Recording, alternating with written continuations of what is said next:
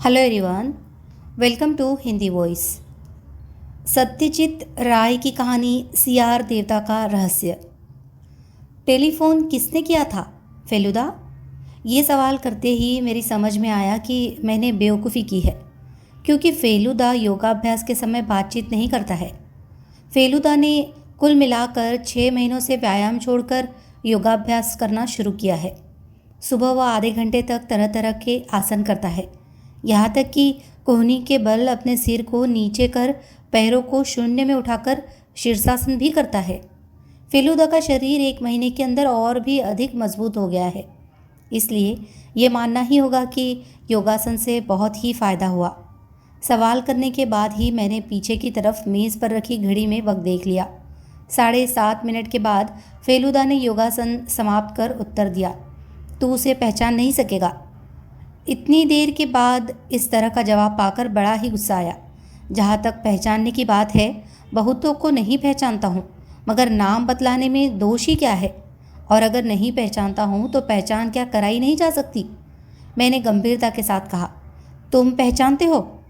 फेलुदा ने भिगोया हुआ चना खाते खाते कहा। पहले पहचानता नहीं था, मगर अब जान पहचान हो गई है। कुछ दिन पहले हमें पूजा की छुट्टी मिल चुकी है। बाबूजी 3 दिन पहले काम से जमशेदपुर गए हुए हैं। घर पर अभी फेलुदा, मैं और माँ है। अब कि हम पूजा के अवसर पर कहीं बाहर नहीं जाएंगे। इसके लिए मुझे कोई ख़ास दुख नहीं है, क्योंकि पूजा के अवसर पर मुझे कलकत्ता ही अच्छा लगता है, खासकर फेलुदा अगर मेरे साथ रहे। आजकल शौकिया जासूस के नाम से उसे काफ़ी प्रसिद्धि प्राप्त हो चुकी है। फलस्वरूप बीच बीच में रहस्य का पता लगाने के लिए उसकी बुलाहट होती है, और इसमें कोई आश्चर्य की बात भी नहीं है। इसके पहले मैं हर रहस्य के मामले में फेलुदा के साथ रहा हूँ। डर लगता है, नाम अधिक फैल जाने के कारण वह एक दिन एकाएक कहीं यह न कह बैठे कि तुझे अपने साथ नहीं लूँगा। मगर अभी तक ऐसी बात नहीं हुई है। मेरा विश्वास है कि वह जो मुझे अपने साथ रखता है उसके पीछे एक कारण है। संभवतः उसके साथ एक कच्ची उम्र के लड़के को देखकर अनेकों उसे जासूस समझते ही नहीं। ये एक बहुत बड़ी सुविधा है। जासूस अपने आप को जितना छिपा कर रख सके, उसके लिए ये बात उतनी ही लाभदायक है। फ़ोन किसने किया, यह बात जानने की तुझे बेहद इच्छा हो रही है। ये है फेलुदा का एक और तौर तरीका। वह जब समझता है कि किसी चीज़ को जानने के लिए मैं बहुत आग्रहशील हूँ, तो उस बात को तत्काल न कहकर पहले एक सस्पेंस की सृष्टि करता है। यह बात चूँकि मैं जानता हूँ, इसलिए विशेष उत्साह न दिखाते हुए मैंने कहा, फ़ोन के साथ अगर किसी रहस्य का मामला जुड़ा हुआ हो तो जानने की इच्छा अवश्य ही होती है। बनियान पर अपनी हरी धारीदार कमीज़ को पहनते हुए फेलुदा ने कहा। उस आदमी का नाम है नीलमणि सान्याल। रोलैंड रोड में रहता है। बहुत ज़रूरी काम से मुझे बुला भेजा है। ये नहीं बताया कि ज़रूरत क्या है? नहीं, ये बात फ़ोन पर कहना नहीं चाहता। आवाज़ से पता चला कि घबराया हुआ है। कब जाना होगा?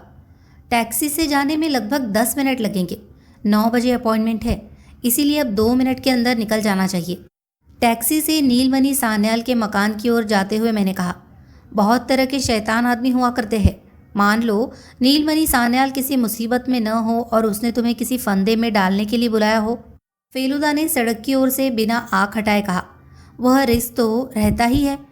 तब इतना ज़रूर है कि उस तरह का आदमी अपने घर पर बुलाकर फंदे में नहीं डालेगा, क्योंकि यह उसके लिए भी खतरे से खाली नहीं होगा। इस तरह के कामों के लिए कम रुपए में ही किराए के गुंडे मिल जाते हैं। एक बात कहना भूल गया हूँ, फेलुदा पिछले साल ऑल इंडिया राइफल कंपटीशन में फर्स्ट आया है।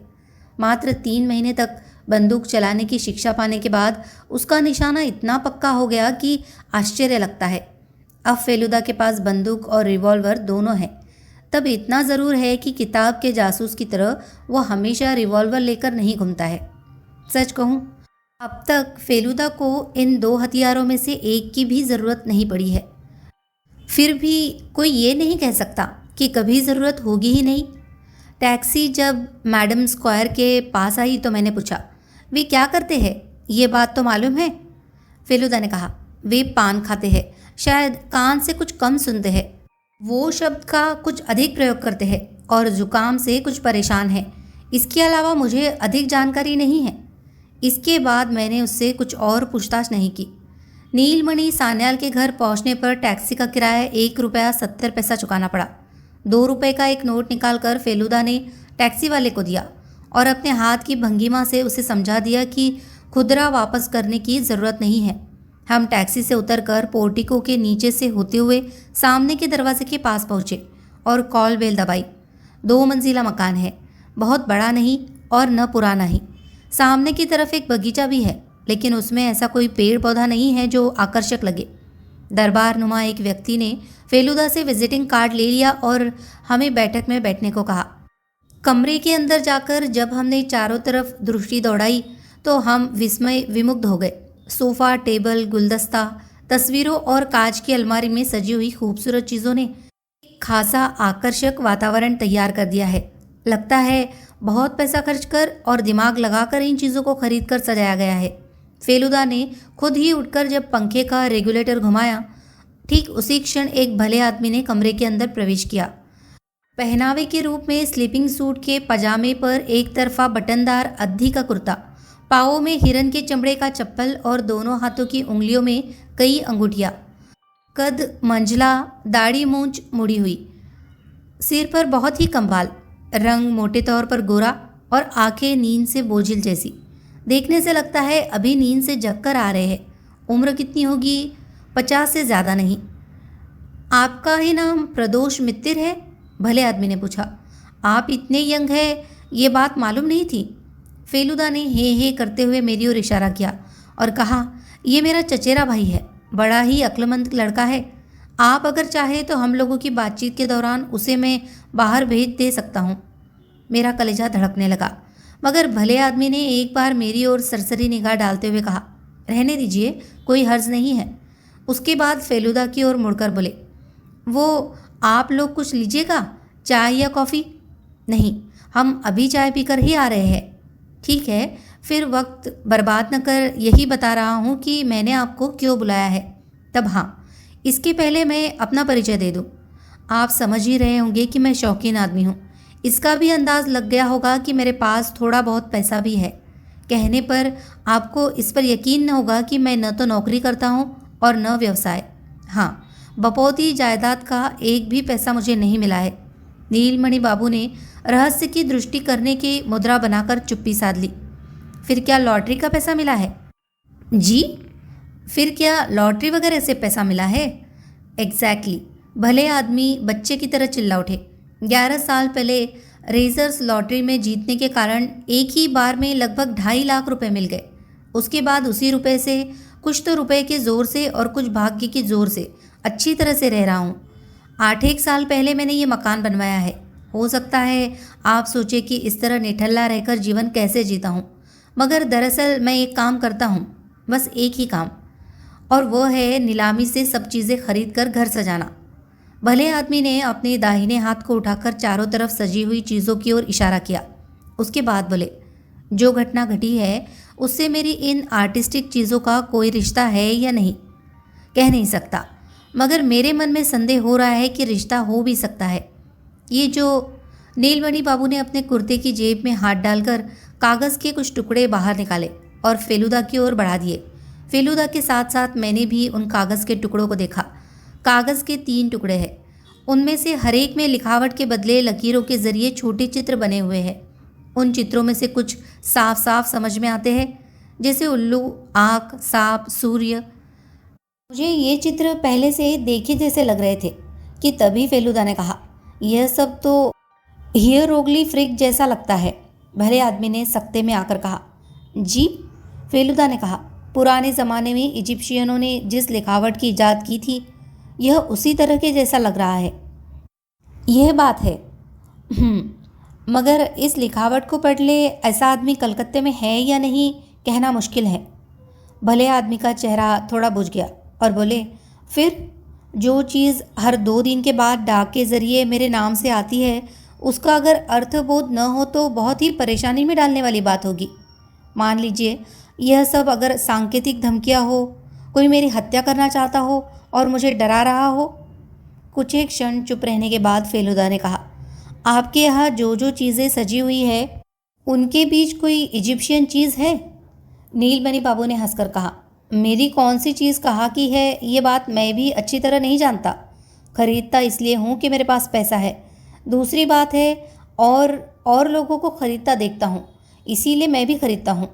मगर आपकी इतनी चीज़ों के बीच ऐसी कोई चीज़ नहीं है जिसे फालतू कहा जाए। इन चीज़ों को जो भी देखेगा आपको पूरे तौर पर पार्की ही कहेगा। भले आदमी ने मुस्कुराकर कहा, जानते हैं बात क्या है? इन मामलों में अगर कोई चीज़ ऐसी होती है जिसकी जानकारी सभी को हो तो उसकी कीमत ज़्यादा होती है। पैसा जब है तो मैं वैसी चीज़ क्यों ना खरीदूं जो सबसे बेहतरीन हो। बहुत सारे बड़े बड़े ग्राहकों से ऊंची बोली बोलकर नीलामी में मैंने ये सब चीज़ें खरीदी है। इसलिए मेरे पास अगर बेहतरीन चीज़ें हैं तो इसमें कोई अचरज की बात नहीं। आपको ये पता है या नहीं कि आपके पास मिस्र की कोई चीज़ है? नीलमणि बाबू सोफे से उठकर कांच की एक अलमारी की ओर गए और उसके ऊपर के ताक से बित्ते भर की लंबी एक मूर्ति उतार कर फेलुदा को दी। हरे पत्थर की मूर्ति है, उस पर विविध रंगों के चमकते नग जड़े हुए हैं। 2-4 जगहों में सोना भी है। मगर आश्चर्य की बात यह है कि मूर्ति का शरीर यद्यपि आदमी की तरह है मगर उसका चेहरा सियार के जैसा है। इसे मैंने 10 दिन पहले इराटून ब्रदर्स की नीलामी में खरीदा है। शायद ये।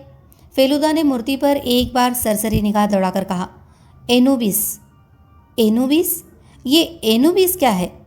फेलुदा ने मूर्ति को सावधानी से उलट पुलट कर उसे नीलमणि बाबू के हाथ में वापस करते हुए कहा, एनुबिस था प्राचीन मिस्र का गॉड ऑफ द डेड, मृत आत्माओं का देवता।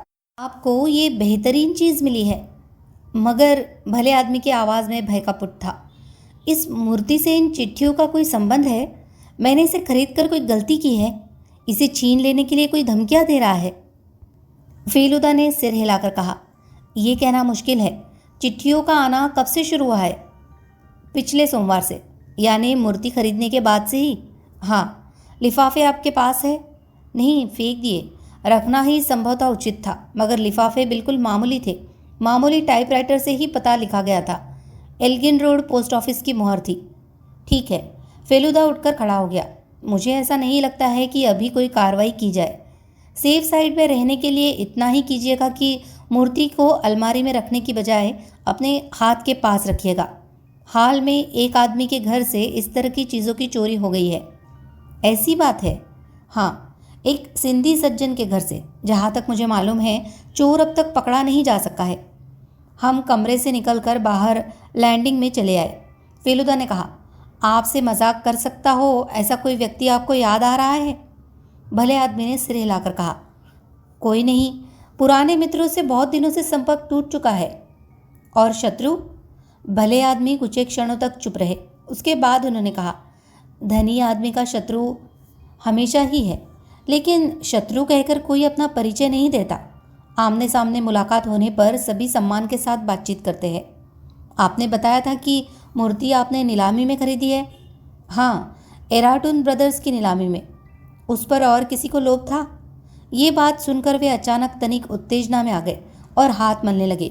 उसके बाद बोले, आपने ये बात पूछकर मेरी चिंता के एक नए पहलू को उजागर कर दिया।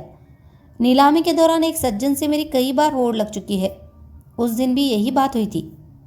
वो कौन है? प्रतुल दत्त। क्या काम करते हैं? शायद वकील थे, रिटायर हो चुके हैं। उस दिन हम दोनों में अंत तक होड़ लगी रही। उसके बाद जब मैंने 12,000 कहा तो वे चुप हो गए। याद है, नीलामी के बाद जब मैं बाहर आकर गाड़ी पर बैठा, अचानक उनसे मेरी आंखें मिल गई। उनकी दृष्टि मुझे कतई अच्छी नहीं लगी। आई सी। हम नीलमणि बाबू के घर से बाहर निकल आए। गेट की तरफ चहलकदमी करते हुए फेलुदा ने पूछा, इस मकान में आप लोग बहुत से आदमी रहते हैं? नीलमणि बाबू ने हंसकर कहा, आप क्या कह रहे हैं साहब? मेरे जैसा अकेला आदमी आपको कलकत्ते शहर में शायद ही मिलेगा। ड्राइवर, माली, 2 पुराने विश्वसनीय नौकर और मैं, बस इतने ही जने हैं। फेलुदा के इसके बाद वाले प्रश्न की उन्होंने कतई प्रत्याशा नहीं की थी। इस घर में क्या कोई लड़का रहता है? एक क्षण तक वे अवाक खड़े रहे। उसके बाद एक कहकहा लगाते हुए कहा, देख रहे हैं ना, मैं तो भूल ही गया था। दरअसल आदमी कहने से मैं बालिगों के बारे में सोच रहा था। 10 एक दिनों से मेरा भांजा झंटू यहाँ आकर ठहरा हुआ है। उसके पिताजी व्यवसाय करते हैं। ये अभी उस दिन की ही बात है कि वे जापान चले गए। झंटू को मेरे पास छोड़ गए हैं। वो बेचारा यहाँ आते ही इन्फ्लुएंजा की चपेट में आ गया है। उसके बाद एकाएक फेलुदा की ओर देखते हुए बोले, आपको बच्चों की बात कैसे याद आई? फेलुदा बोला, बैठक में एक अलमारी के कोने से एक पतंग झांक रही थी, उसी को देखकर। नीलमणि बाबू का नौकर टैक्सी लाने गया था। टैक्सी रोड़े बिछी सड़क से कड़कड़ आवाज़ करती हुई पोर्टिको के नीचे आकर खड़ी हुई। फेलुदा ने टैक्सी में बैठने के समय कहा, अगर कोई संदेहजनक बात हो तो मुझे फौरन सूचित कीजिएगा। अभी ऐसा नहीं लगता कि कोई कार्रवाई की जाए। घर वापस जाते वक्त मैंने फेलुदा से कहा, सियार देवता का चेहरा कितना डरावना लगता है। फेलुदा ने कहा, आदमी के धड़ में किसी भी चीज़ का सिर जोड़ देने से वह डरावना लगने लगता है। ये बात सिर्फ सियार के साथ ही नहीं है। मैंने कहा, पुराने इजिप्शियन देवता मूर्ति घर में रखना तो बड़ा ही खतरनाक है। तुमसे ये किसने कहा? वाह, तुम्ही ने तो कहा था। बिल्कुल नहीं, मैंने यही कहा था कि जिन पुरातत्ववेत्ताओं ने मिट्टी खोदकर प्राचीन इजिप्शियन मूर्तियां बाहर निकाली है, उनमें से कुछ एक की हालत बदतर हो गई है। हाँ, वो जो एक गोरा था उसकी तो मौत ही हो गई थी। क्या तो था उसका नाम? लॉर्ड कार्नारवन। और उसका कुत्ता उसके साथ नहीं था। कुत्ता विलायत में था, साहब इजिप्ट में थे। तूतन खामेन की कब्र खोदकर मूर्तियां निकालने के कुछ दिन बाद ही कार्नारवन भयंकर बीमारी की चपेट में पकड़कर मर गया। उसके बाद खबर मिली कि जिस वक्त साहब की मृत्यु हुई, ठीक उसी वक्त बिना किसी बीमारी के रहस्यमय ढंग से हजारों मील दूर उसका कुत्ता भी मौत के मुंह में समा गया। प्राचीन इजिप्ट की किसी भी चीज़ पर जैसे ही मेरी नज़र पड़ती है, फेलुदा से सुनी हुई इस अजीब घटना की मुझे याद आ जाती है। सियार देवता की एनबिस की मूर्ति भी किसी आदम के ज़माने के इजिप्शियन बादशाह की कब्र से आई है। नीलमणि बाबू क्या ये सब नहीं जानते? जान सुनकर विपत्ति को बुलाने के पीछे कौन सा मज़ा है, ये बात मेरी समझ में नहीं आती। दूसरे दिन भोर 5:45 बजे हमारे घर में अखबार के बंडल के गिरने के साथ ही टेलीफोन घनघना उठा। मैं फ़ोन उठाकर हेलो कहकर दूसरी तरफ की बात सुनने की प्रतीक्षा कर ही रहा था कि तभी फेलुदा ने मेरे हाथ से फ़ोन ले लिया।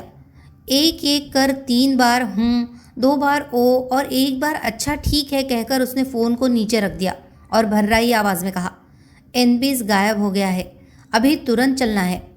सुबह ट्रैफिक कम होने के कारण नीलमणि सान्याल के घर पहुंचने में 7 मिनट लगे। टैक्सी से उतरते ही देखा नीलमणि बाबू अपने चेहरे पर बेचैनी का भाव लिए मकान के बाहर हम लोगों की प्रतीक्षा में खड़े हैं। फेलुदा पर नज़र पड़ते ही बोले, नाइटमेयर के बीच से गुजरा हूँ जनाब।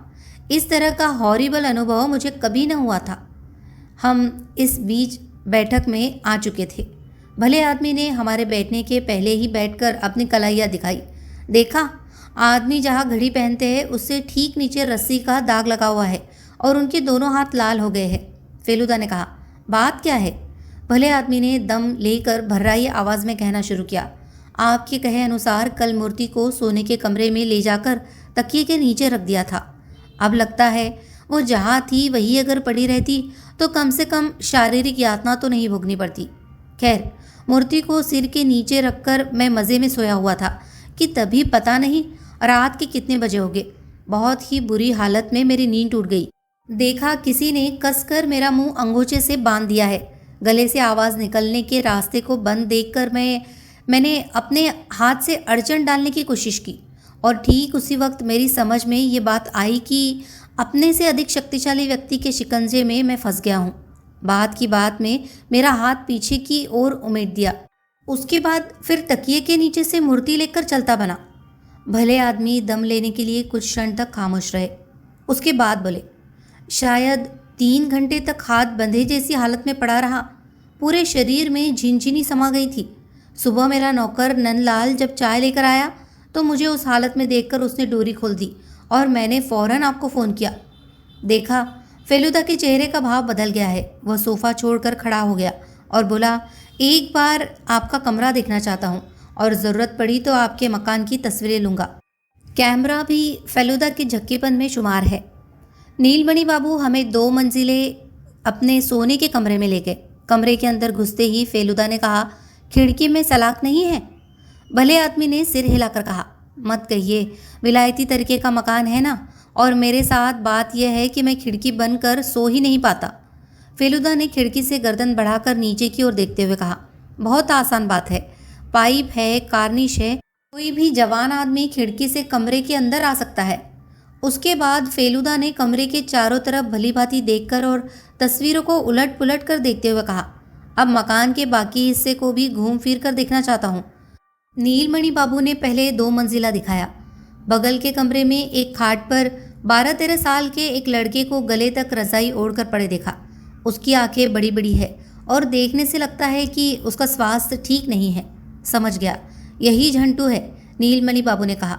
कल ही डॉक्टर बोस झंटू की नींद की दवा दे गए हैं, इसलिए रात में उसके कानों में कोई आवाज़ नहीं पहुंची थी। 2 मंजिले के और 2 कमरों को देखकर और 1 मंजिले के कमरों पर सरसरी निगाह दौड़ाकर हम बाहर चले आए। नीलमणि बाबू के कमरे की खिड़की के नीचे कई फूलों के टब थे, जिनमें पाम जैसे पेड़ लगे हुए हैं। फेलुदा यह देखने लगा कि टबों के अंदर कुछ है या नहीं। शुरू के 2 टबों में उसे कुछ भी न मिला। तीसरे के पत्तों के अंदर टटोलने पर टीन का एक छोटा डिब्बा मिला। उसके ढक्कन को खोलकर नीलमणि बाबू की ओर बढ़ाते हुए कहा, इस मकान का कोई आदमी सूंघनी का सेवन करता है? नीलमणि बाबू ने सिर हिलाकर ना जताया। फेलुदा ने डिब्बे को अपनी पैंट की जेब में रख लिया। अब की नीलमणि बाबू ने बहुत ही उदासी भरे स्वर में कहा, मिस्टर मित्तिर, और कोई बात नहीं, एक मूर्ति चली गई, न होगा तो दूसरी खरीद लूँगा, मगर एक डाकू मेरे घर पर आकर मुझ पर जोर जुल्म करके चला जाए, ये बात बर्दाश्त के बाहर है। आपको इसका कोई न कोई रास्ता निकालना ही होगा। आप अगर उस आदमी को पकड़वा दे तो मैं आपको वो यानी और क्या, पारिश्रमिक, हाँ, पारिश्रमिक यानी रिवॉर्ड दूंगा। फेलुदा ने कहा, रिवॉर्ड की कोई बड़ी बात नहीं है, अगर आप देना चाहते हैं तो दीजिएगा, मगर मैं इस काम की जिम्मेदारी जो अपने माथे पर ले रहा हूँ, उसका प्रधान कारण यह है कि इस तरह की खोजबीन के पीछे एक चैलेंज है, आनंद है। ये बात सुनकर मुझे लगा, बड़ी बड़ी जासूसी कहानियों में जासूस लोग जिस तरह की बातें करते हैं, फेलुदा ने भी वैसी ही बातें कही है। इसके बाद लगभग 10 मिनटों तक फेलुदा ने नीलमणि बाबू के ड्राइवर गोविंद, नौकर नंदलाल और पाश तथा माली नटवर से बातें की। सभी ने बताया कि रात में उन्होंने कुछ अस्वाभाविक घटते हुए नहीं देखा है।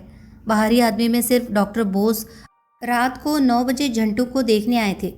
नीलमणि बाबू संभवतः एक बार मुखर्जी के दवाखाने से दवा लेने के लिए बाहर निकले थे। लौटती बार मैं ज़रा अनमना था। अचानक ध्यान में आया, टैक्सी हमारे घर के रास्ते को छोड़कर कहीं दूसरी ओर ही जा रही है।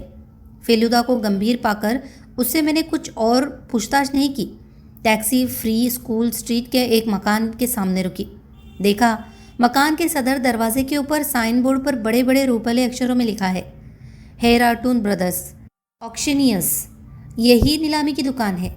मैंने कभी नीलाम घर नहीं देखा था। पहली बार देखकर मैं अचंभे में आ गया। इतनी तरह की अजूबा चीज़ें एक साथ कभी देखने का मौका नहीं मिला था। फेलुदा का काम 2 मिनटों में निपट गया। प्रतुल दत्त का पता है 7/1 लवलक स्ट्रीट। मैंने मन ही मन सोचा, प्रतुल दत्त के घर पर जाने पर भी फेलुदा को अगर निराश होना पड़ा तो फिर उसके लिए कहीं जाने का रास्ता नहीं रह जाएगा। इसका मानी यही कि फेलुदा को हार स्वीकार करनी पड़ेगी, और तब मेरी क्या हालत होगी मालूम नहीं, क्योंकि अब तक फेलुदा को कहीं हार स्वीकार नहीं करनी पड़ी है। वह किसी मामले में हर तरफ से निराश होकर मुंह लटकाए बैठा हो, इस दृश्य की मैं कल्पना तक नहीं कर सकता। मुझे उम्मीद है जल्द ही उसे किसी सुराग का पता चल जाएगा। हालांकि मुझे अभी अंधेरा ही अंधेरा दिख रहा है। दोपहर के समय खाना खाते खाते मैंने कहा, इसके बाद? उसने चावल के ढेर पर एक गड्ढा बनाकर उसमें एक कटोरा मूंग की दाल डाली और कहा, इसके बाद मछली, फिर चटनी, फिर दही।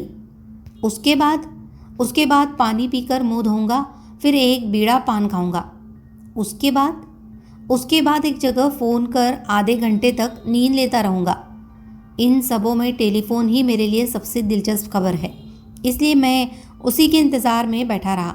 डायरेक्टरी से मैंने प्रतुल दत्त का नंबर खोज कर निकाल दिया था। नंबर डायल कर हेलो कहने के समय फेलुदा ने अपनी आवाज़ को बिल्कुल बदल कर एक बूढ़े आदमी की जैसी आवाज़ बना ली। फ़ोन पर जो बातें हुई उनमें से एक ही तरफ की बातें मैं सुन चुका था। उसको यहाँ जो का त्यों लिख रहा हूँ। हेलो, मैं नागतल्ला से बोल रहा हूँ। जी, मेरा नाम है जय नारायण बागची। मुझे प्राचीन कारुकार्य के शिल्पों के प्रति गहरी दिलचस्पी है। इस पर मैं एक पुस्तक लिखने जा रहा हूँ। हाँ जी हाँ, आपके संग्रह के बारे में सुन चुका हूँ। मेरा आपसे यही अनुरोध है कि कृपया मुझे अपनी कुछ चीज़ें देखने का अवसर प्रदान करें। नहीं नहीं, मैं पागल हूँ क्या? अच्छा, हाँ ज़रूर। अनेकानेक धन्यवाद। नमस्कार। टेलीफोन से बातचीत करना समाप्त कर फेलुदा ने कहा, उनके घर पर सफ़ेदी हो रही है, इसलिए चीज़ों को हटाकर रख लिया है। तब हाँ, शाम को चले तो देखने का मौका मिलेगा। मैंने एक बात कहे बिना चुप नहीं रह सका। प्रतुल बाबू ने अगर सचमुच एनबिस की मूर्ति की चोरी की होगी तो उसे वे हमें दिखाएंगे नहीं। फेलुदा ने कहा, अगर तेरी तरह बेवकूफ़ हो गए तो दिखा भी सकते हैं। संभावना इस बात की है कि दिखाएंगे नहीं। मैं मूर्ति नहीं, उस आदमी को देखने जा रहा हूँ। फेलुदा ने जैसा कहा था, टेलीफोन करने के बाद ही वह अपने कमरे में सोने के लिए चला गया। फेलुदा में एक आश्चर्यजनक क्षमता है और वह यह कि अपनी ज़रूरत के अनुसार वह किसी भी समय थोड़ी देर तक सो ले सकता है। सुना है नेपोलियन में भी यह क्षमता थी। वह लड़ाई के मैदान में जाने के पहले घोड़े की पीठ पर बैठे बैठे नींद लेकर अपने बदन को तरोताज़ा कर लिया करता था। मेरे पास करने के लिए कोई ख़ास काम नहीं था, इसलिए फेलुदा के आले से इजिप्शियन आर्ट की एक पुस्तक निकालकर मैं उसे उलट पुलट कर देख रहा था। तभी किंग किंग कर फ़ोन बज उठा। मैं दौड़ता हुआ बैठक के अंदर गया और फ़ोन उठा लिया। हेलो। कुछ देर तक किसी की आवाज़ नहीं आई। हालांकि ये बात मेरी समझ में आ गई थी कि कोई फ़ोन पकड़े हुए है। मेरी छाती धड़कने लगी। लगभग 10 सेकंड के बाद एक गंभीर और कर्कश आवाज़ सुनाई पड़ी। प्रदोष मित्तर है? मैंने थूक निकलकर कहा, वे सो रहे हैं। आप कौन बोल रहे हैं? फिर कई मिनटों तक चुप्पी रेंगती रही। उसके बाद सुनाई पड़ा, ठीक है, आप उनसे कह दीजिएगा कि मिस्र के देवता को जहाँ जाना था वही चला गया है। प्रदोष मित्र इस मामले में दखलंदाजी करने नहीं आए, क्योंकि उससे किसी का कोई उपकार नहीं होने जा रहा है, बल्कि अनिष्ट होने की ही ज़्यादा संभावना है। उसके बाद खट से फ़ोन रखने की आवाज़ आई। फिर चुप्पी छा गई। पता नहीं मैं कब तक फ़ोन पकड़े और सांस रोके बैठा रहा। अचानक फेलुदा की आवाज़ कानों में आई और मैंने रिसीवर को यथास्थान रख दिया। कौन फ़ोन कर रहा था? मैंने फ़ोन से जो कुछ सुना था बता दिया। फेलुदा गंभीर चेहरा लिए भौए सिकोड़ कर सोफे पर बैठते हुए बोला, तू अगर मुझे बुला लेता, मैं क्या करता? कच्ची नींद में जगा देने से तुम बिगड़ उठते हो। उस आदमी के गले की आवाज़ किस तरह की थी? गंभीर और घरघराती जैसी। खैर, अभी चलकर एक बार प्रतुल दत्त का चेहरा देखाऊं। लग रहा था थोड़ी रोशनी दिखाई पड़ रही है। अब फिर धुंधलापन तैरने लगा है। 6 बजने में जब 5 मिनट बाकी थे, हम प्रतुल दत्त के मकान के फाटक के सामने टैक्सी से नीचे उतरे। मैं ये दावे के साथ कह सकता हूँ कि हमारे पिताजी भी इस वक्त हमें देखकर पहचान नहीं सकते थे। फेलुदा एक 60 साल के बूढ़े के भेष में सजा हुआ है। खिचड़ी दाढ़ी, आंखों पर मोटे कांच का चश्मा, बदन पर काले रंग का बंद गले का कोट, घुटने तक उठी हुई धोती और मोजे के ऊपर बाटा के भूरे रंग के केड्स जूते। आधा घंटे तक कमरे का दरवाज़ा बंद कर उसने मेकअप किया और बाहर निकल कर कहा, तेरे लिए 2-3 चीज़ें रखी हुई है, चटपट पहन ले।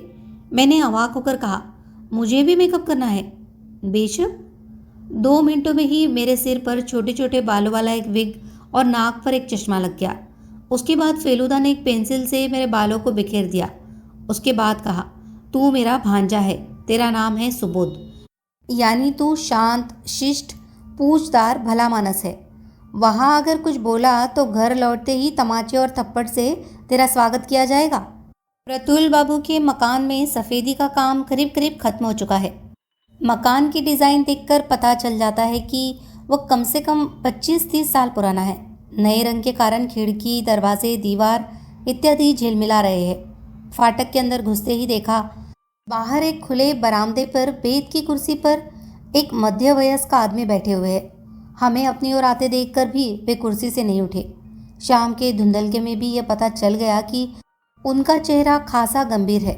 फेलुदा ने दोनों हाथ जोड़कर और सिर झुकाकर नमस्कार करते हुए अपने नए बुढ़ापे की धीमी आवाज़ में कहा, क्षमा करें, आप ही क्या प्रतुल बाबू है? भले आदमी ने गंभीर स्वर में कहा, हाँ, मैं ही जय नारायण बागची हूँ। मैंने ही आज दोपहर आपको फ़ोन किया था। यह है मेरा भांजा सुबोध। भांजे को अपने साथ क्यों ले आए? इसके बारे में तो आपने फ़ोन पर कुछ कहा नहीं था। मेरे सिर पर का विग खुजलाने लगा। फेलुदा ने अपनी आवाज़ को अत्यंत मीठी बनाते हुए कहा, वो चित्र बनाना सीख रहा है इसलिए। भले आदमी कुर्सी छोड़कर खड़े हो गए। आप लोग मेरी चीज़ें देखना चाहते हैं, इसमें मुझे कुछ आपत्ति नहीं। तब हाँ, हटा कर रखी हुई तमाम चीज़ों को खींच खाच कर बाहर निकालना पड़ा है। बड़ी ही परेशानी उठानी पड़ी। एक तो यूं ही घर पर रात दिन मिस्त्रियों का झमेला लगा रहता है। इसे ठेलो, उसे हटाओ, चारों तरफ कच्चा रंग है।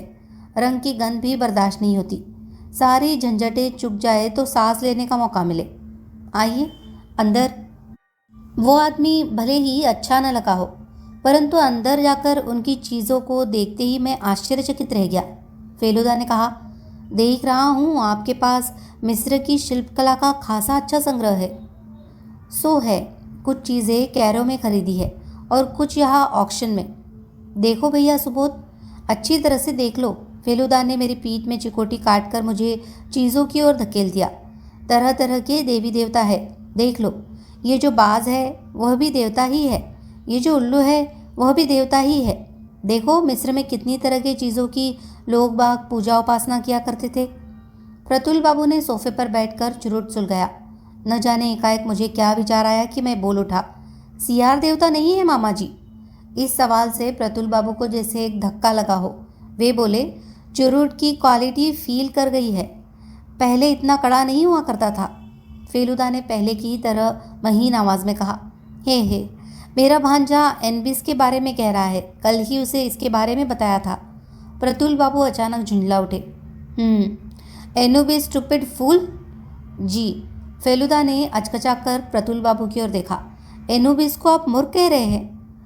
एनबिस को नहीं कह रहा हूँ। उस दिन नीलामी के समय उस आदमी को मैं पहले भी देख चुका हूँ। ही इज़ अ फूल। उसकी बिडिंग का कोई हिसाब ही नहीं रहता। एक बहुत ही खूबसूरत मूर्ति थी। ऐसी एब्सर्ड बोली बोला कि उससे ज़्यादा बोलना मुश्किल था। पता नहीं उतना पैसा कहाँ से लाता है। फेलुदा ने चारों तरफ एक बार फिर से सरसरी निगाह दौड़ाते हुए उन्हें नमस्कार किया और कहा, बहुत बहुत धन्यवाद। आप बड़े ही भले आदमी हैं। आपका शिल्पों का संग्रह देखकर बेहद खुशी हुई। ये सब चीज़ें 2 मंजिले पर थी। अब हम नीचे की ओर चल दिए। सीढ़ियाँ उतरते हुए फेलुदा ने कहा, आपके यहाँ और कौन कौन? पत्नी है, लड़का विदेश में रहता है।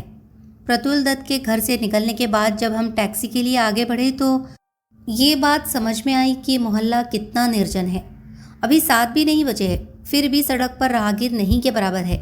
2 भिखमंगे बच्चे शामा संगीत गाते हुए आ रहे हैं। हम जब उनके करीब पहुँचे तो पता चला कि उनमें से एक गीत गा रहा है और दूसरा बाजा बजा रहा है। लड़के का गला बड़ा ही मधुर है। फेलुदा उसके स्वर से स्वर मिलाकर गाने लगा।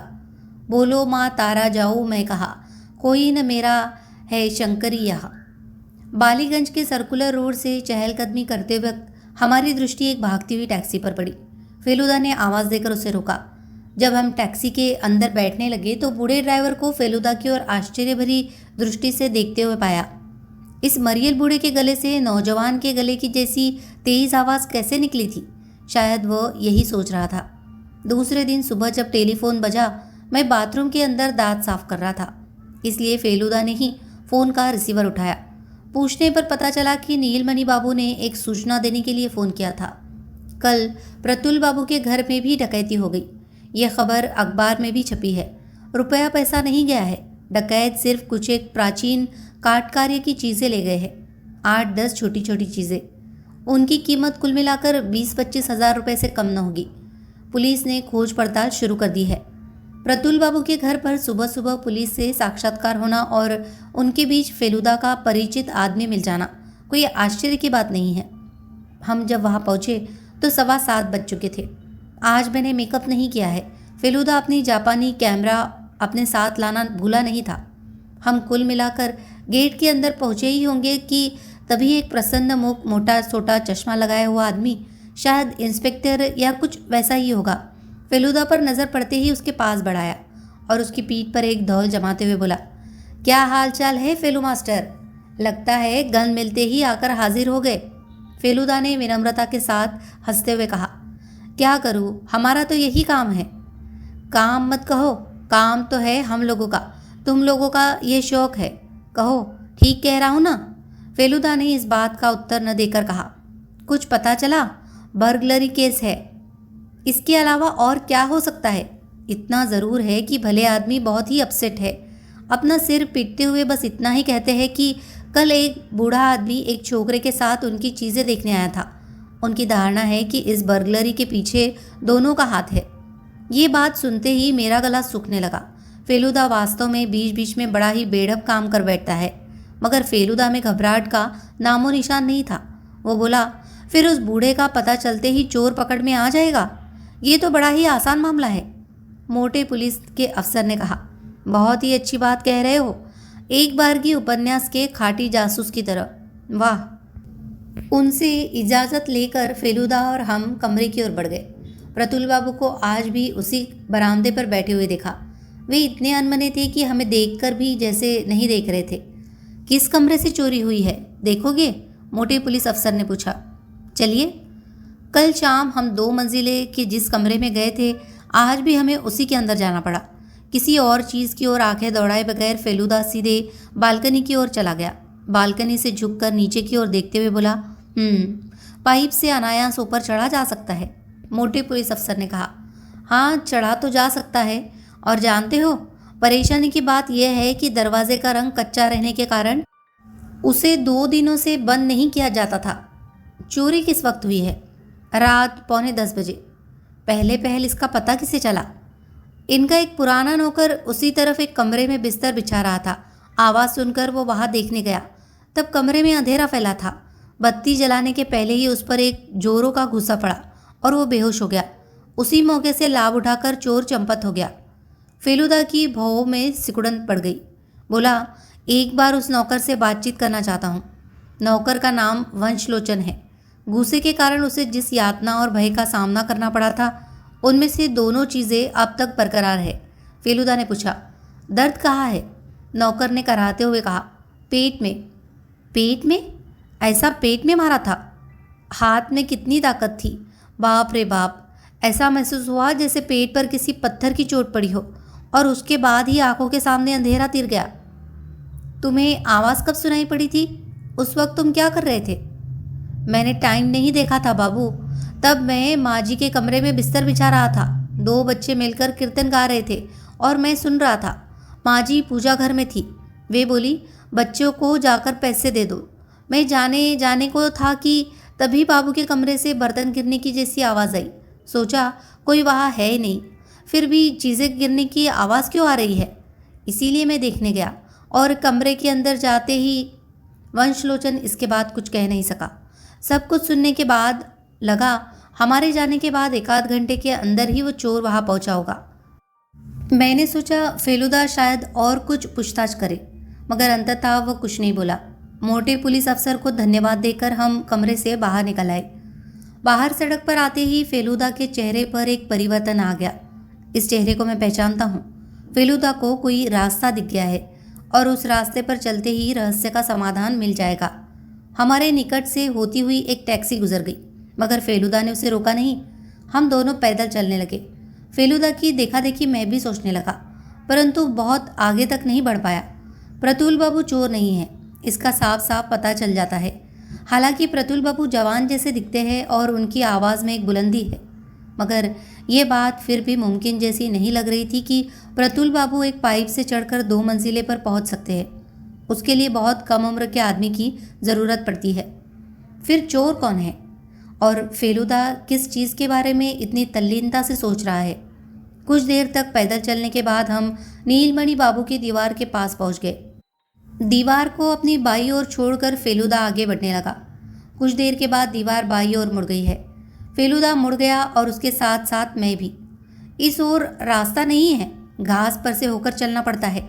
मुड़ने के बाद 18 या 19 कदम चला हूँगा कि फेलुदा एकाएक ठिठक कर खड़ा हो गया और दीवार के एक हिस्से को बड़े गौर के साथ देखने लगा। उसके बाद बिल्कुल करीब जाकर उस जगह की एक फ़ोटो खींची। देखा, वहाँ एक भूरे रंग की हाथ की छाप है। पूरे हाथ की नहीं, 2 उंगलियाँ और हथेली के कुछ अंश की, मगर उससे पता चल जाता है कि यह बच्चे के हाथ की छाप है। अब हम जिस रास्ते से वहाँ गए थे उसी रास्ते से लौटकर फाटक से होते हुए एक बार की मकान की ओर चले आए। खबर भेजते ही नीलमणि बाबू हड़बड़ाते हुए नीचे चले आए। हम तीनों जब बैठक के अंदर बैठ गए तो नीलमणि बाबू ने कहा, आपसे कहूँगा तो पता नहीं आप क्या सोचेंगे, मगर हकीकत यही है कि आज मेरा मन कल के बनिस्बत हल्का है। हमारी ही तरह एक और व्यक्ति की दुर्दशा हुई है। ये सोचकर तकलीफ बहुत कुछ कम हो गई है, मगर जब तक एक एक सवाल का जवाब न मिलेगा मेरी तकलीफ दूर नहीं होगी। और वह सवाल है, मेरा एनुबिस कहाँ गया? बतलाइए। आप इतने बड़े डिटेक्टिव हैं, एक एक कर 2 डकैतियाँ 2 दिनों के दरमियान हो गई और आप पहले की तरह अब भी अंधेरे में हैं। फेलुदा एक सवाल कर बैठा, आपका भांजा कैसा है? कौन? झंटू? आज वो बहुत अच्छा है, दवा कारगर साबित हुई है, आज बुखार बहुत कम हो गया है। अच्छा, एक बात तो बताइए, बाहर से कोई लड़का दीवार लांघकर यहाँ आता है? दीवार लांघकर? क्यों? आपकी दीवार के बाहरी हिस्से में एक बच्चे के हाथ की छाप दिखाई पड़ी है। छाप का मतलब? किस तरह की छाप है? भूरे रंग की छाप। ताज़ा छाप है? कहना मुश्किल है, तब इतनी बात ज़रूर है कि पुरानी नहीं है। मैंने कभी किसी बच्चे को आते नहीं देखा है। एक ही बच्चा यहाँ आता है और वह भी दीवार लांघकर नहीं। वो है एक भिखमंगा, अत्यंत मधुर स्वर में श्यामा संगीत गाता है। तब हाँ, मेरे बगीचे के पश्चिम तरफ तरी का एक पेड़ है। बीच बीच में मोहल्ले के लड़के दीवार लांघकर यहाँ न आते हो और पेड़ के फल तोड़कर न खाते हो, इसकी मैं गारंटी नहीं दे सकता। नीलमणि बाबू ने अब पूछा, चोर के बारे में और कुछ जानकारी हासिल नहीं हुई है? फेलुदा सोफे से उठकर खड़ा हो गया। उसके हाथ में गजब की ताकत है। एक ही घूसे में प्रतुल बाबू के नौकर को बेहोश कर डाला था। फिर यहाँ और वहाँ एक ही चोर ने चोरी की है और इसमें संदेह की कोई बात नहीं है। हो सकता है तब देह की ताकत यहाँ वैसी कोई बड़ी बात जैसी नहीं लगती है, एक भयंकर बुद्धि का भी संकेत मिलता है। नीलमणि बाबू का चेहरा उतर गया। बोले, मुझे उम्मीद है उस बुद्धि को परास्त करने की बुद्धि आप में है, और अगर नहीं है तो मुझे अपनी मूर्ति वापस पाने की आशा छोड़नी ही होगी। फेलुदा ने कहा, 2 दिन और इंतज़ार कीजिए। आज तक फेलुदा मित्तिर ने हार नहीं मानी है। नीलमणि बाबू के मकान के पोर्टिको से गेट तक रोड़े से बिछा रास्ता है। हम जब उस रास्ते के बीच पहुंच चुके होंगे कि तभी खटखट आवाज़ सुनाई पड़ी और हमने पीछे की ओर मुड़कर देखा। नीलमणि बाबू के 2 मंजिले के एक कमरे की खिड़की के पीछे एक छोटा लड़का, शायद झंटू ही होगा, खिड़की के शीशे पर हाथ से दस्तक दे रहा है। मैंने कहा, है? फेलुदा ने कहा, देख चुका हूँ। दोपहर भर फेलुदा अपनी नीली कॉपी में अपनी आदत के अनुसार ग्रीक अक्षरों में क्या क्या अंट संट लिखता रहा। जानता हूँ असल में वह अंग्रेज़ी है, मगर उसके अक्षर ग्रीक है, इसीलिए कि पढ़कर कोई उसका असली मतलब नहीं समझ सके। मेरी बोलचाल फेलुदा से एकदम बंद है और वह एक तरह से अच्छा ही है। अभी उसका सोचने का समय है, बोलने का नहीं। बीच बीच में उसे गीत गुनगुनाते देखता हूँ। यह उस भिखमंगे बच्चे द्वारा गाया गया वही राम प्रसादी संगीत है। तीसरे पहर 5 बजे चाय पीकर फेलुदा बोला, मैं ज़रा बाहर निकल रहा हूँ। पॉपुलर फ़ोटो से मुझे अपनी तस्वीर का एनलार्जमेंट ले आना है। घर पर मैं अकेला ही रह गया। दिन छोटे होते जा रहे हैं, इसलिए 5:30 बजते न बजते सूर्य डूब गया और अंधेरा रेंगने लगा। पॉपुलर फ़ोटो की दुकान हाजरा रोड के मोड़ पर है।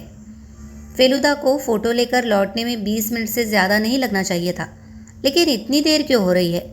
ये ज़रूर है कि कभी कभी तस्वीर तैयार न रहने के कारण दुकान पर बैठना पड़ता है। मुझे उम्मीद है वह कहीं दूसरी जगह नहीं गया होगा। मुझे छोड़कर अगर वह इधर उधर चक्कर लगाता है तो मुझे अच्छा नहीं लगता। करताल की आवाज़ मेरे कान में आती है और उसके साथ साथ परिचित गले का वही गीत, बोलो माँ तारा जाऊँ मैं कहाँ, कोई न मेरा है शंकरी यहाँ। वे दोनों लड़के ही हैं, आज हमारे मोहल्ले में भीख मांगने आए हैं। गीत धीरे धीरे आगे की ओर बढ़ता आ रहा है। मैं अपने कमरे की खिड़की के पास जाकर खड़ा हो गया। यहाँ से सड़क दिखाई पड़ती है। वे ही लड़के हैं, एक गीत गा रहा है और दूसरा करताल बजा रहा है। कितना मधुर है उस लड़के का स्वर। अब गीत गाना बंद कर दोनों लड़के हमारे घर के सामने खड़े हो गए और ऊपर की ओर चेहरा उठाकर बोले, माँ जी भीख दीजिए। माँ जी, पता नहीं मुझे क्या हुआ कि मैंने 50 पैसे का एक सिक्का खिड़की से लड़कों की ओर फेंक दिया। ठन से आवाज़ करता हुआ वह सिक्का ज़मीन पर गिर पड़ा। लड़के ने उसे उठाकर झोले में रख लिया और फिर से गीत गाता हुआ वहाँ से रवाना हो गया। एक बात की वजह से मेरा माथा चकराने लगा। हम लोगों का रास्ता हालांकि काफ़ी अंधेरा था, फिर भी भीख मंगे बच्चे ने ऊपर की ओर मुंह उठाकर भीख मांगी तो मुझे लगा कि उसके चेहरे से झंटू का चेहरा हूबहू मिल रहा है। हो सकता है मैंने देखने में गलती की हो, मगर मन में तो एक खटका पैदा हो ही गया। मैंने तय किया कि फेलुदा के आते ही उससे ये बात कहूँगा। लगभग 6:30 बजे फेलुदा एनलार्जमेंट लेकर वापस आया। उसके चेहरे पर एक तनाव था। मैंने जो सोचा था वही हुआ। उसे दुकान में बैठकर इंतज़ार करना पड़ा। बोला, अब खुद ही एक डार्क रूम तैयार करूँगा और उसी में फ़ोटो का डेवलपिंग प्रिंटिंग करूँगा। बंगाली दुकानदारों की बात पर यकीन नहीं किया जा सकता। फेलुदा जब अपने बिस्तर पर तस्वीरों को फैलाए बैठा था, मैंने उसके पास जाकर उससे भीख मंगे बच्चे की बात बताई। बिना किसी आश्चर्य के उसने कहा, इसमें हैरान होने की कौन सी बात है? हैरान होने की बात नहीं है। मगर इसे तो भयंकर गड़बड़ ही कहा जाएगा। गड़बड़ है ही, ये बात शुरू ही में मेरी समझ में आ गई थी। तुम क्या ये कहना चाहते हो कि वो लड़का चोरी के मामले में शामिल है? हो भी सकता है, मगर एक बच्चे के घूसे में क्या इतनी ताकत हो सकती है कि वो एक बड़े आदमी को बेहोश कर दे? मैंने तो ये नहीं कहा कि बच्चे ने घुसा मारा है। तब ठीक है, यूँ मैंने कह तो दिया कि ठीक है, मगर वास्तव में मुझे ठीक नहीं लग रहा था। पता नहीं फेलुदा साफ साफ कुछ क्यों नहीं कह रहा है। पलंग पर फैली 12 तस्वीरों में से एक को फेलुदा बहुत गौर के साथ देख रहा था। करीब जाने पर मैंने देखा वह आज ही सवेरे नीलमणि बाबू की दीवार से बच्चे के हाथ की छाप की ली गई तस्वीर है। इनलार्जमेंट के कारण हथेली साफ साफ दिख रही है। मैंने कहा, तुम्हारा कहना है कि तुम हाथ देखना चाहते हो? ये तो बताओ कि बच्चे की आयु कितनी है? फेलुदा ने कुछ भी जवाब न दिया। वह तन्मय होकर तस्वीर की ओर देख रहा था। उसमें बेहद दत्तचित्तता का भाव था। तेरी समझ में कुछ आ रहा है?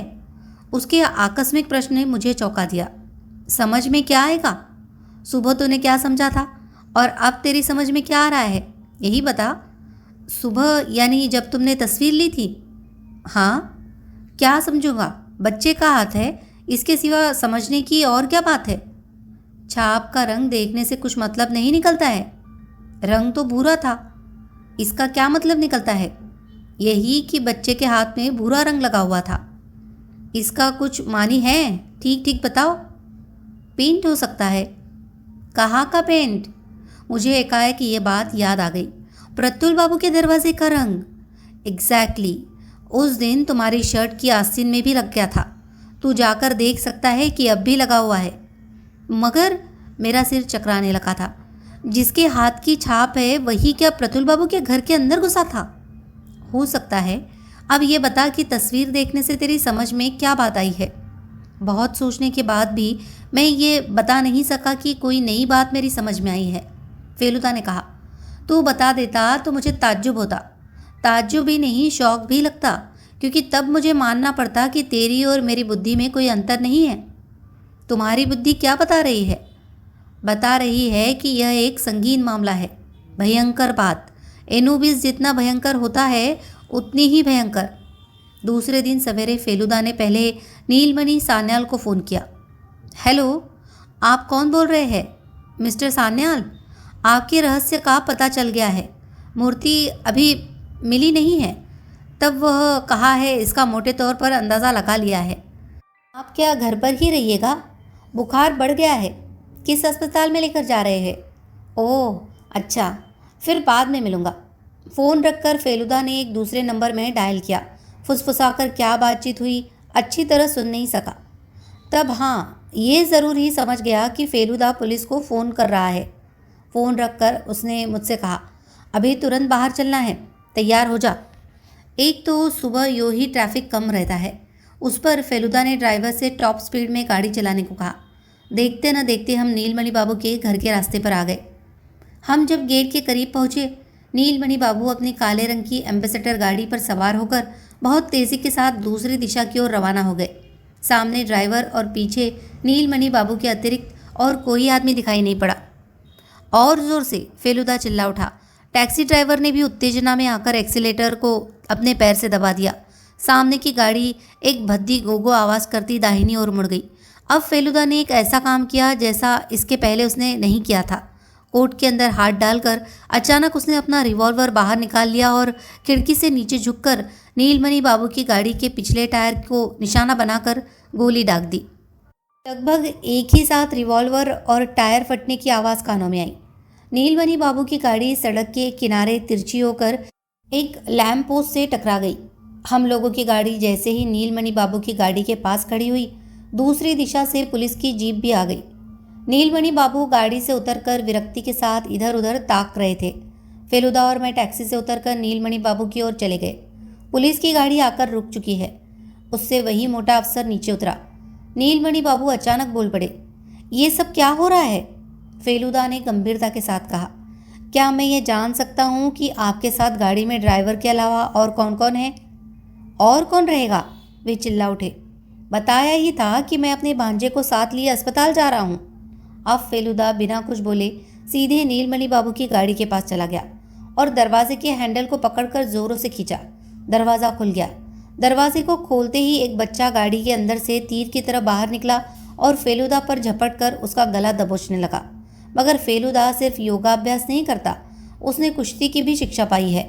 बच्चे की कलाइयों को पकड़कर उसे एक अजीब तरीके से सिर की तरफ से घुमाकर सड़क पर पटक दिया। बच्चे के मुंह से दर्द के कारण एक चीख निकल पड़ी और उस चीख को सुनकर मैं भय से कांप उठा, क्योंकि वह एक बच्चे के गले की आवाज़ नहीं थी, वह एक वयस्क आदमी के गले की विकट और ज़ोरदार चीख थी। यही आवाज़ उस दिन मुझे टेलीफोन पर सुनाई पड़ी थी। इसी बीच पुलिस ने आकर नीलमणि बाबू की गाड़ी के ड्राइवर और बच्चे को पकड़ लिया था। फेलुदा अपने कमीज़ का कॉलर ठीक करते हुए बोला, दीवार पर हाथ की छाप देखते ही बात मेरी समझ में आ गई थी। कच्ची उम्र के लड़कों के हाथ में इतनी रेखाएं नहीं हुआ करती है, उनका हाथ और भी अधिक कोमल हुआ करता है, लेकिन आकार जब छोटा है तो उसका एक ही मतलब निकल सकता है। दरअसल ये एक बौने के हाथ की छाप है। बच्चा और कुछ नहीं बल्कि एक बौना है। आपके शागिर्द की उम्र कितनी है नीलमणि बाबू? 40। नीलमणि बाबू के गले से ठीक से आवाज़ नहीं निकल रही है। बहरहाल आपने बड़ी अक्लमंदी से काम निकाला था। पहले अपनी चीज़ की चोरी की घटना खड़ी कर मुझे बुलवाया और उसके बाद अपने आदमी से दूसरे की चीज़ की चोरी कराई। आपके घर पर जिसे कल देखा था वह क्या वही भिकमंगा बच्चा है? नीलमणि बाबू ने सिर हिलाकर हामी भरी। इसका माने तो यही है कि असल में वह आपका भांजा नहीं है, उसे आपने चोरी के मामले में मदद पहुंचाने के लिए घर पर लाकर रखा है। नीलमणि बाबू सिर झुकाकर खामोश खड़े रहे। फेलुदा कहने लगा, लड़का गीत गाता था और बौना खंजड़ी बजाता था। जब चोरी का वक्त आता खंजड़ी भिखारी के हाथ में थमा देता था और तब वही बजाता रहता था। बौना होने के कारण ही उसकी देह में इतनी ताकत है, एक ही घुसे में वो एक जवान को घायल कर सकता है। वंडरफुल। आपकी अक्ल की तारीफ किए बिना रहा नहीं जाता नीलमणि बाबू। नीलमणि बाबू ने एक लंबी सांस लेकर कहा, मिस्र की प्राचीन चीज़ों के प्रति मुझ में एक नशा छा गया था। उसके बारे में मैंने गहरा अध्ययन किया है। यही वजह है कि प्रतुल बाबू से मैं रश्क किया करता था। फेलुदा ने कहा, लालच बुरी बला है। आप और आपका बौना दोनों पकड़ में आ गए। खैर, अब मैं एक अंतिम अनुरोध करना चाहता हूँ। क्या? मेरा पुरस्कार। नीलमणि बाबू फटी फटी आंखों से फेलुदा की ओर देखने लगे। पुरस्कार? एनुबिस की मूर्ति संभवतः आपके पास ही है। नीलमणि बाबू ने बेवकूफ़ की तरह अपने दाहिने हाथ को कुर्ते की जेब के अंदर डाला। जब हाथ बाहर निकाला तो देखा बित्ते भर लंबे काले पत्थर पर मणिमुक्ता जड़ी 4000 साल पुरानी मिस्र देश के स्यारमुखी देवता एनुबिस की मूर्ति है। फेलुदा ने हाथ बढ़ाकर उसे ले लिया और कहा, थैंक यू।